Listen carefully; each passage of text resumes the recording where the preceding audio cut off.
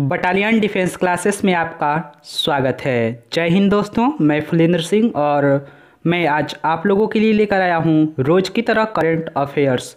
दोस्तों, current affairs में हम लोग हाल ही में हुए सभी घटनाओं और उन पे आधारित प्रश्नों का यहां पर संकलन लेकर आए हैं। आप इस वीडियो को मिस ना करते हुए शुरू से अंत तक ज़रूर देखिए। दोस्तों, यदि आपने हमारे channel battalion defence classes private limited को अभी तक सब्सक्राइब नहीं किया है तो दोस्तों, यदि वीडियो आप लोगों को अच्छा लगेगा तो सब्सक्राइब ज़रूर कर लीजिएगा। फिर चलते हैं प्रश्न नंबर 1 पर। हमारा प्रश्न नंबर 1 है। प्रश्न 1 है, आउट ऑफ पॉकेट ट्रीटमेंट योजना किस सरकार ने लॉन्च की है? तो दोस्तों, यहाँ पर हमारे पास सही उत्तर हो जाएगा मेघालय। तो चलिए देख लेते हैं इसके बारे में इम्पोर्टेंट पॉइंट है, कोविड-19 रोगियों के इलाज के लिए मेघालय सरकार ने आउट ऑफ पॉकेट ट्रीटमेंट योजना लॉन्च की है। मेघालय की बात कहें तो मेघालय की स्थापना 12 जनवरी 1972 में हुआ था। इसकी राजधानी का नाम शिलोंग है तथा यहाँ के गवर्नर सत्यपाल मलिक और मुख्यमंत्री कर्नाड संगमा हैं। यहाँ के मुख्य न्यायाधीश की बात करें, जो मुख्य न्यायाधीश यहाँ के हैं वह विश्वनाथ सोमादेर हैं। फिर इसके बाद में हम यहाँ की लोकसभा की सीट की बात करें तो लोकसभा की सीट 2, राज्यसभा की सीट 1 तथा विधानसभा की सीट 60 है। चलिए देखते हैं अगला क्वेश्चन। अगला क्वेश्चन है, किस केंद्र शासित प्रदेश ने भारतीय नागरिकों के लिए इनर लाइन परमिट को ख़त्म कर दिया है? तो दोस्तों, इसका हमारा सही उत्तर हो जाएगा लद्दाख। चलिए देख लेते हैं लद्दाख के बारे में इम्पोर्टेंट पॉइंट। केंद्र सरकार लद्दाख में इनर लाइन परमिट की व्यवस्था को ख़त्म कर दिया है। केंद्र सरकार के इस निर्देश के बाद लद्दाख सरकार ने यह बड़ा फैसला लिया है। इस फैसले के बाद देश के किसी कोने से आए हुए सैलानी कहीं भी बेरोक टोक के घूम सकते हैं। फिर इसके बाद में पहले भारतीय और स्थानीय लोगों को लद्दाख के एक हिस्से से दूसरे हिस्से में जाने के लिए इनर लाइन परमिट लेना अनिवार्य था। अब यह हटा दिया गया है। अब यहाँ सैलानियों के आने जाने के लिए किसी भी सरकारी दस्तावेज की आवश्यकता नहीं पड़ेगी। दोस्तों, चलिए देखते हैं लद्दाख के बारे में। लद्दाख एक केंद्र शासित प्रदेश है। इसकी स्थापना 31 अक्टूबर 2019 को हुई थी। लद्दाख की राजधानी 2 राजधानियां हैं, इतना भी ध्यान रखना। यदि पूछेगा किस केंद्र शासित प्रदेश की राजधानी 2 है तो वहां पर हमारा ऑप्शन हो जाएगा लद्दाख। तो लद्दाख की 2 राजधानियां कौन कौन सी? लेह और कारगिल। तो दोस्तों, चलिए देखते हैं यहाँ के उपराज्यपाल हैं वो हैं राधा कृष्ण माथुर। अब लद्दाख उच्च न्यायालय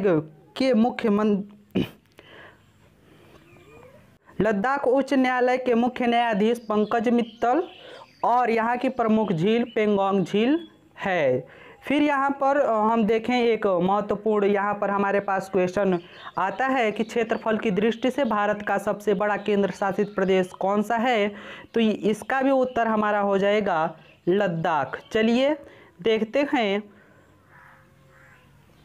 अगला क्वेश्चन। हमारा अगला क्वेश्चन है, विश्व शेर दिवस कब मनाया जाता है? तो दोस्तों, विश्व शेर दिवस 10 अगस्त को मनाया जाता है। तो दोस्तों, चलिए इम्पोर्टेंट पॉइंट देख लेते हैं इस क्वेश्चन का।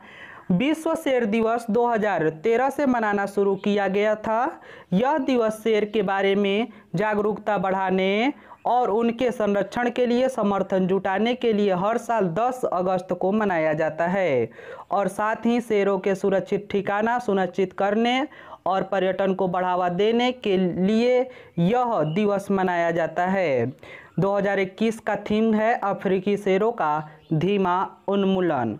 चलिए देखते हैं प्रश्न नंबर 4। जो प्रश्न नंबर 4 है, काकोरी कांड का नाम बदलकर क्या कर दिया गया है? तो दोस्तों, यहाँ पर हमारा सही उत्तर हो जाएगा काकोरी ट्रेन एक्शन यानी कि ऑप्शन नंबर 2। चलिए देख लेते हैं इम्पोर्टेंट पॉइंट। आज़ादी की लड़ाई के दौरान स्वतंत्रता सेनानियों ने 9 अगस्त 1925 में सहारनपुर से लखनऊ जा रहे ट्रेनों को काकोरी में लूट लिया था, तभी से इसे काकोरी कांड का नाम दिया जाने लगा। अब योगी सरकार ने इसका नाम बदलते हुए काकोरी ट्रेन एक्शन कर दिया है। अब प्रश्न 5 है, 8 अगस्त 2021 को किस राज्य सरकार ने हरेली त्योहार मनाया है? छत्तीसगढ़, बिहार, उड़ीसा और तमिलनाडु। तो दोस्तों यहाँ पर हमारा सही उत्तर हो जाएगा छत्तीसगढ़। इम्पोर्टेंट पॉइंट देख लेते हैं। 8 अगस्त 2021 को छत्तीसगढ़ में हरेली त्यौहार मनाया गया है और यह त्यौहार सावन माह के अमावस्या को मनाया जाता है। हरेली पर्व पर किसान परिवार कृषि औजारों और गाय बैलों और ग्राम देवता की पूजा अर्चना करके सुख समृद्धि की कामना करते हैं। इस दिन किसान अपनी धान की बुआई करके कृषि औजार की पूजा करते हैं ताकि साल भर कृषि की उपज बेहतर हो सके। चलिए देखते हैं टॉप 5 त्यौहार। यहाँ पे गुड़ महोत्सव 2021 में किस राज्य में मनाया गया? तो उत्तर प्रदेश। फिर यहाँ पर हेरात त्यौहार कहाँ मनाया गया? जम्मू कश्मीर। अंतर्राष्ट्रीय योग महोत्सव का उद्घाटन किस राज्य में किया गया? तो उत्तराखंड। और फिर आगे देखते हैं काला नमक चावल महोत्सव का उद्घाटन किस राज्य में किया गया? तो ये हो जाएगा उत्तर प्रदेश। फिर इसके बाद में स्वर्णिम अंतर्राष्ट्रीय मेले की शुरुआत किस राज्य में हुई? तो ये हो जाएगा हमारा हिमाचल प्रदेश। दोस्तों यदि आपने हमारे YouTube channel battalion defence classes को अभी तक सब्सक्राइब नहीं किया है तो लाल कलर के सब्सक्राइब बटन को दबाकर सब्सक्राइब कर लीजिए और बेल आइकन दबाना ना भूलिए ताकि हमारे सारे वीडियो का नोटिफिकेशन आप तक आसानी से पहुंच सके। अब देखिए जो प्रश्न नंबर 6 है, प्रश्न नंबर 6 है कि किस देश ने दुनिया में पहली बार मानव की बजाय कृत्रिम बुद्धिमत्ता यानी कि AI प्रणाली का पेटेंट दिया है? तो दोस्तों यहाँ पर हमारा सही उत्तर हो जाएगा दक्षिण अफ्रीका। इम्पोर्टेंट पॉइंट है, दक्षिण अफ्रीका ने हाल ही में फ्रैक्टल ज्यामिति पर आधारित खाद्य कंटेनर पर पेटेंट दिया है जो पहली नज़र में एकदम साधारण प्रतीत होता है। इसमें इंटरलॉक होने वाले खाद्य कंटेनरों को रोबोट द्वारा आसानी से पकड़ा और व्यवस्थित किया जा सकता है। इसका विकास किसी मानव ने नहीं बल्कि डीबस ने किया है।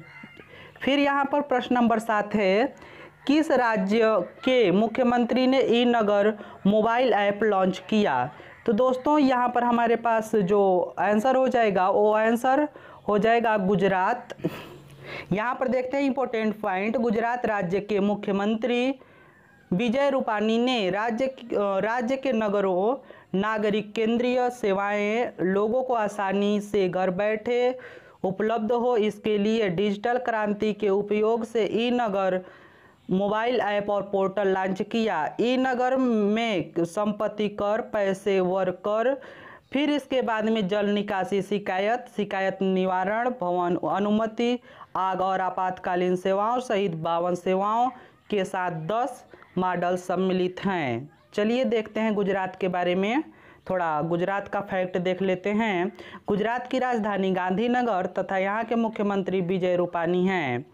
गुजरात के गवर्नर आचार्य देवव्रत हैं। फिर यहाँ पर हम न्यायाधीश की बात कहें तो विक्रमनाथ जी हैं।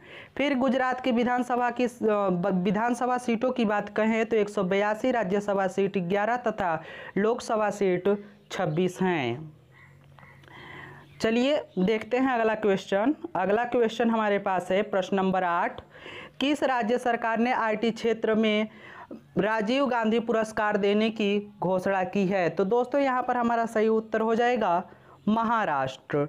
महाराष्ट्र सरकार ने सूचना और प्रौद्योगिकी इंफॉर्मेशन एंड टेक्नोलॉजी यानी कि IT क्षेत्र में उत्कृष्ट प्रदर्शन करने वाले पूर्व प्रधानमंत्री राजीव गांधी के नाम पर एक नए पुरस्कार की घोषणा की है। महाराष्ट्र में राजीव गांधी पुरस्कार सूचना प्रौद्योगिकी के क्षेत्र में उल्लेखनीय कार्य करने वाले संस्थानों को दिया जाएगा। देखिए महाराष्ट्र के बारे में चलिए देख लेते हैं। महाराष्ट्र के मुख्यमंत्री उद्धव ठाकरे। फिर यहाँ पर उप मुख्यमंत्री की बात कहें, यहाँ पर उप मुख्यमंत्री होना चाहिए उप मुख्यमंत्री जो उप मुख्यमंत्री हैं वो अजीत पवार हैं तथा यहाँ की राजधानी मुंबई है। चलिए देखते हैं और इसके बारे में। यहाँ के गवर्नर भगत सिंह कोश्यारी। भगत सिंह कोश्यारी इतना याद रहना चाहिए कि यदि क्वेश्चन में पूछता है महाराष्ट्र के गवर्नर कौन है तो वहाँ पर हमारा आंसर हो जाएगा भगत सिंह कोश्यारी। यहाँ पर कुल जिलों की संख्या 36 है। चलिए देखते हैं अगला क्वेश्चन। हमारा अगला क्वेश्चन है नए वैश्विक युवा विकास सूचकांक में भारत का कौन सा स्थान है। तो दोस्तों यहाँ पर हमारा सही उत्तर हो जाएगा 122।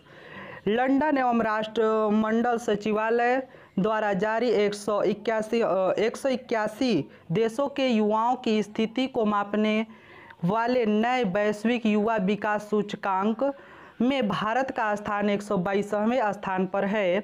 सबसे ऊपर सिंगापुर, उसके बाद स्लोवेनिया, नॉर्वे, माल्टा और डेनमार्क हैं। चलिए अब अगला क्वेश्चन है बैंकिंग धोखाधड़ी जागरूकता अभियान के लिए आरबीआई ने किसे नियुक्त किया है। तो दोस्तों यहाँ पर हमारा सही उत्तर हो जाएगा नीरज चोपड़ा। दोस्तों यहाँ पर हमारे पास इम्पोर्टेंट पॉइंट है डिजिटल बैंकिंग धोखाधड़ी के खिलाफ लोगों को आगाह करने के लिए भारतीय रिजर्व बैंक ने एक जन जागरूक अभियान शुरू किया है। नए अभियान के लिए आरबीआई ने ओलंपिक स्वर्ण पदक विजेता नीरज चोपड़ा को अनुबंधित किया है। केंद्रीय बैंक यानी कि सेंट्रल बैंक ने लोगों को थोड़ा सा सतर्क रहने को कहा है क्योंकि ऐसा करने से उन्हें काफ़ी परेशानियों से बचाया जा सकता है। थोड़ी सी सावधानी बहुत सारी मुसीबतों को दूर कर देती है। दोस्तों इसी के साथ इस सेशन की समाप्ति होती है। यदि आपने हमारे YouTube channel battalion defence classes को अभी तक सब्सक्राइब नहीं किया है तो लाल कलर के सब्सक्राइब बटन को दबाकर सब्सक्राइब कर लीजिए और बेल आइकन दबाना ना भूलिएगा। तब तक के लिए धन्यवाद।